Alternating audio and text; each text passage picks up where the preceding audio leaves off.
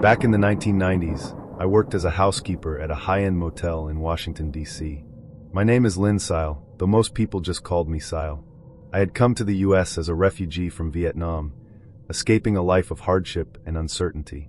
The motel job wasn't glamorous, but I was grateful for it. I didn't speak much English, but I was one of the most diligent workers on staff.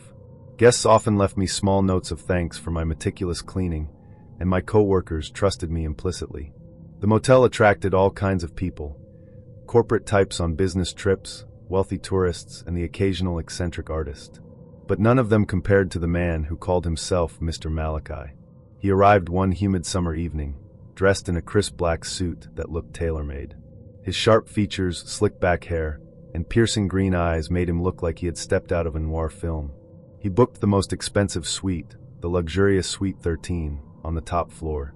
Suite 13 was the crown jewel of the motel, a sprawling room with a panoramic view of the city skyline, marble floors, and a private balcony. Only the wealthiest clientele could afford it. I was assigned to clean it, but from the moment Mr. Malachi checked in, it became clear he didn't want anyone inside. Every time I knocked, he answered the door with a polite but firm smile, saying in a deep, melodic voice, "Not necessary today, Miss Sile." His charm was disarming, but there was something about him that made my skin prickle, a subtle unease I couldn't shake. He was always courteous to the staff, tipping generously and even engaging in small talk with the front desk clerk, but his presence felt out of place, like a wolf in sheep's clothing. For over a month, no one but Mr. Malachi entered Suite 13. The "Do Not Disturb" sign became a permanent fixture on the door. Rumors began to circulate among the staff. Some joked he was a secret agent. Others whispered he might be a fugitive.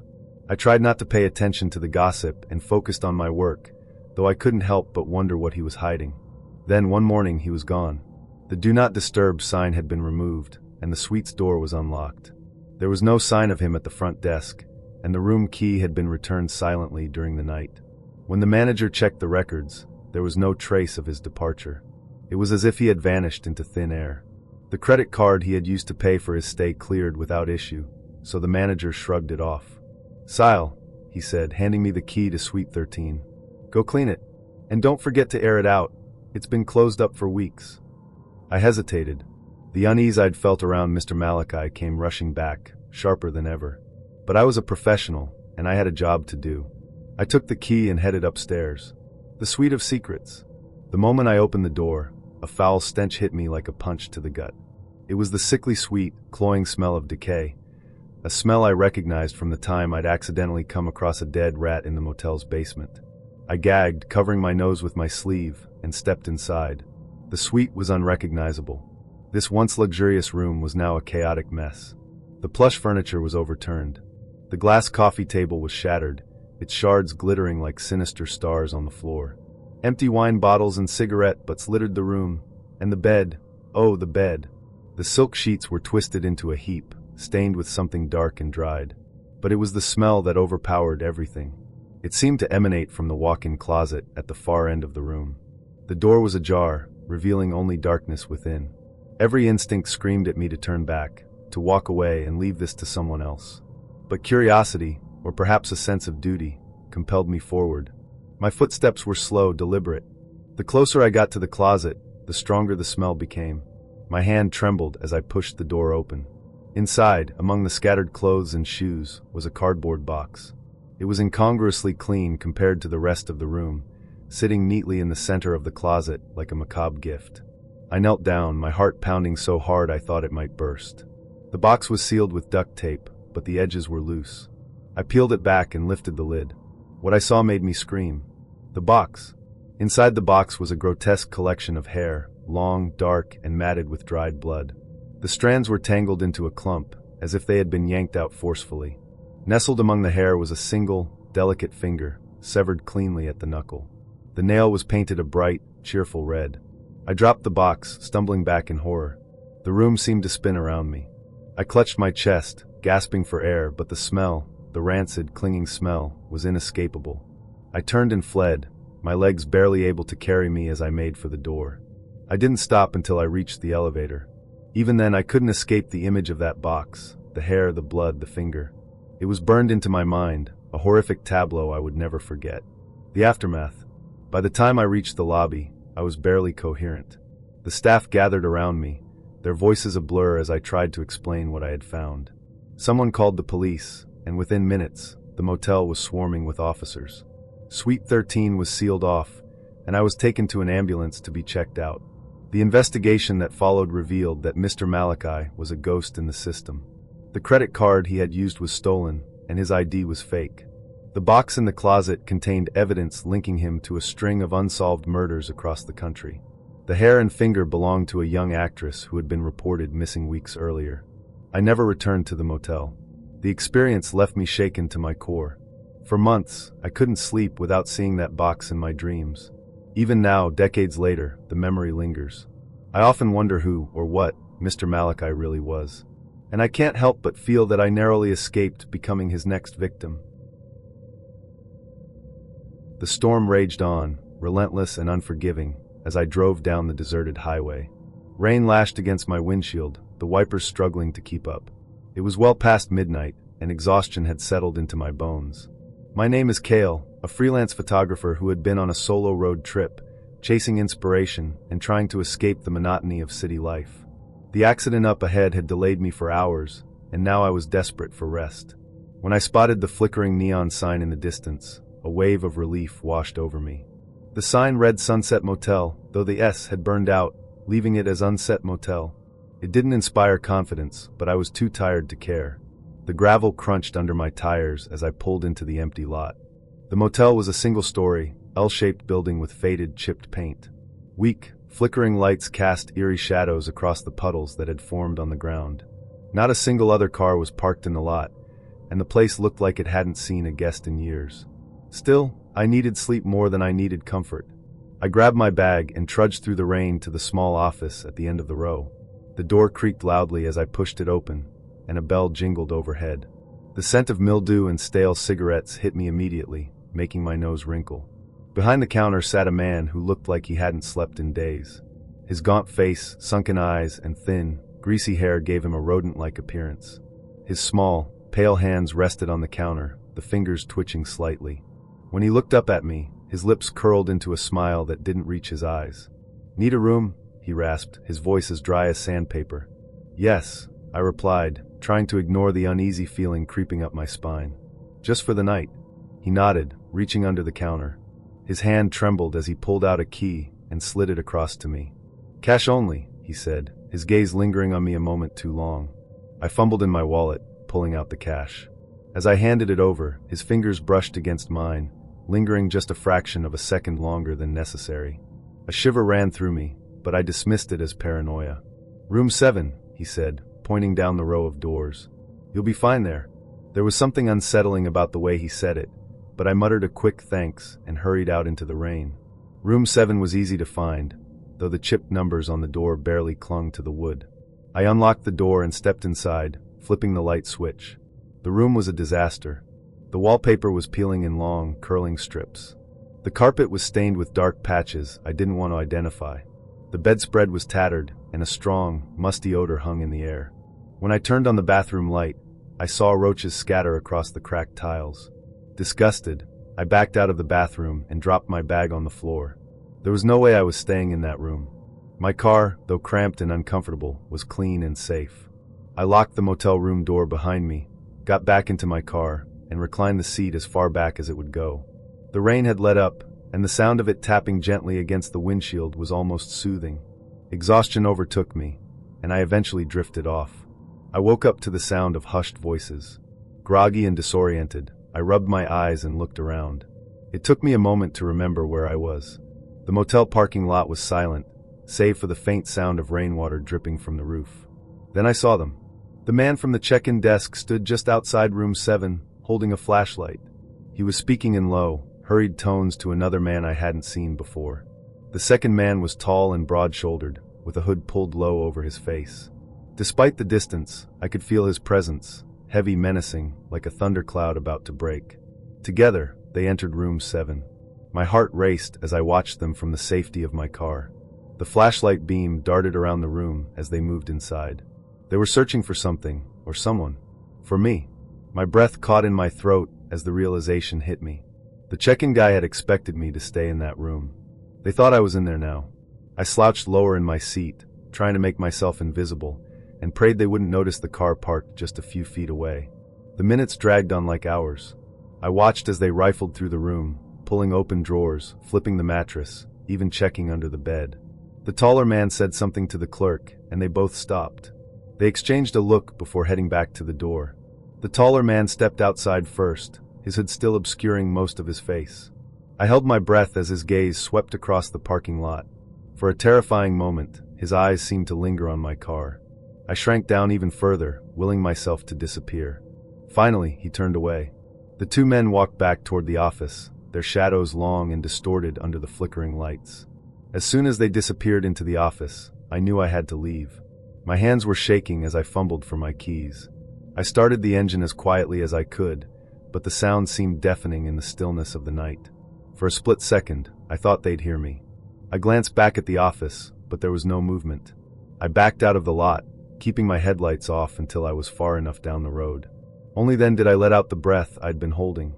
My heart pounded in my chest, and every nerve in my body screamed for me to put as much distance as possible between myself and that motel. The rain had stopped, but the night was still dark and heavy. I drove for miles before I finally dared to turn on the radio. The low hum of music filled the car, a small comfort in the aftermath of my fear. Hours later, as the first light of dawn crept over the horizon, I found a diner. I was still too shaken to eat, but I needed to gather myself. I ordered a coffee and reached for a newspaper someone had left on the counter. As I flipped through the pages, a headline caught my eye: "Local motel shut down after investigation." My stomach dropped as I read the article. The Sunset Motel had been raided by police the morning after I left. The owner had been arrested on charges of human trafficking, drug smuggling, and other crimes too heinous to list. The article mentioned that Room 7 had been a trap room, used to lure unsuspecting travelers into a web of unspeakable horrors. The police had found evidence of torture devices hidden in the walls and traces of blood in the carpet. My blood ran cold as I realized how close I had come to becoming their next victim. I sat frozen in the diner booth, the coffee growing cold in front of me. The events of the night replayed in my mind, each detail sharper and more horrifying than before. I had escaped with my life, but the memory of that night would haunt me forever. Driving alone through the countryside was supposed to be relaxing. The rolling hills, open fields, and occasional clusters of trees stretched endlessly in every direction, giving me a sense of calm I hadn't felt in months. My name is Aloan, though my friends call me one. I had spent the previous night at a quiet farmhouse, a charming little Airbnb nestled in the middle of nowhere. The farmhouse had been peaceful, almost too peaceful. The kind of silence that makes you hyper-aware of your own breathing. After spending the morning there, I packed up and hit the road. The plan was to take my time driving back to the city, maybe stop at a diner along the way. But as the sun dipped below the horizon, I realized I had underestimated how far I was from civilization. Darkness fell quickly, and soon I was driving down an empty stretch of road with no streetlights and no cell service. The only sound was the hum of my car's engine and the occasional chirp of crickets. I told myself I'd find a motel soon, but as the hours dragged on, fatigue began to set in. The thought of falling asleep at the wheel terrified me, so when I spotted a small, run-down motel on the side of the road, I didn't hesitate to pull in. The motel looked as though it had been forgotten by time. The paint was peeling, and the neon sign flickered weakly, casting a sickly green light over the empty parking lot. The words vacancy and office buzzed faintly, their glow barely piercing the darkness. My car was the only one there, and I couldn't help but wonder if the place was even open. I parked near the office and stepped out into the cool night air. The sound of my car door closing echoed unnaturally loud in the stillness. As I approached the office, the faint smell of damp wood and mildew greeted me. The door creaked as I pushed it open, and a bell jingled overhead. Inside, the air was thick and stale. The front desk was cluttered with old papers and a dusty lamp that barely lit the room. Behind the counter sat an old man with wiry gray hair and a distant, glassy look in his eyes. He wore a wrinkled plaid shirt, and his bony fingers tapped rhythmically against the desk. "Need a room?" he asked without looking up. "Yes," I replied, my voice sounding too loud in the oppressive silence. "Just for the night." He nodded slowly and reached behind him for a key. "Room 12, he said, handing it to me. His hand brushed against mine, and I noticed how cold and clammy his skin felt. Cash only. I handed him the money and forced a polite smile, but something about his demeanor unsettled me. His eyes lingered on me for a moment too long before he nodded toward the door. Room's at the far end. Sleep tight. The way he said it sent a shiver down my spine. Room 12 was the last door in the row, farthest from the office. The chipped number barely clung to the wood, and the door itself looked like it had been repaired multiple times. I unlocked it and stepped inside, flicking on the light. The room was every bit as depressing as I had expected. The wallpaper was faded and peeling, and the carpet was threadbare and stained. A single weak bulb hung from the ceiling, casting long shadows that seemed to stretch and shift unnaturally. The bed had a lumpy mattress covered in a scratchy-looking blanket, and the air smelled faintly of damp earth. I tossed my bag onto the bed and sat down, trying to ignore the unease creeping up on me. I told myself I was being paranoid. It was just an old, poorly maintained motel. Nothing sinister. But as I lay down and stared at the cracked ceiling, the feeling of being watched refused to go away. The silence in the room was oppressive. I could hear the faint hum of the light bulb, the distant chirp of crickets outside, and my own breathing. I closed my eyes, trying to will myself to sleep. I don't know how long I lay there, but at some point, I must have drifted off. I woke with a start, my heart pounding in my chest. Something had woken me, but I didn't know what. I lay still, straining to hear any sound, but the room was silent. Then I heard it, a soft rustling, like fabric brushing against the floor. My eyes snapped open, and I sat up in bed, scanning the room. The light was still on, but its flickering cast shifting shadows across the walls. For a moment, I thought I was alone. Then I saw it. In the corner of the room, near the foot of the bed, was a figure. It was hunched over, its back turned to me. The shape was unmistakably human, but something about it was wrong. Its movements were slow and deliberate, as if it were searching for something. "Hello," I whispered, my voice trembling. The figure froze. Slowly, it began to turn its head toward me. My breath caught in my throat as I saw its face, or rather, the absence of one. There was no face, no eyes, no mouth. Just a smooth, featureless surface where a face should have been. I couldn't move. I couldn't scream. I was paralyzed with fear as the faceless figure stood and began to move toward me. Its movements were jerky and unnatural, like a marionette controlled by invisible strings. Finally, my instincts kicked in.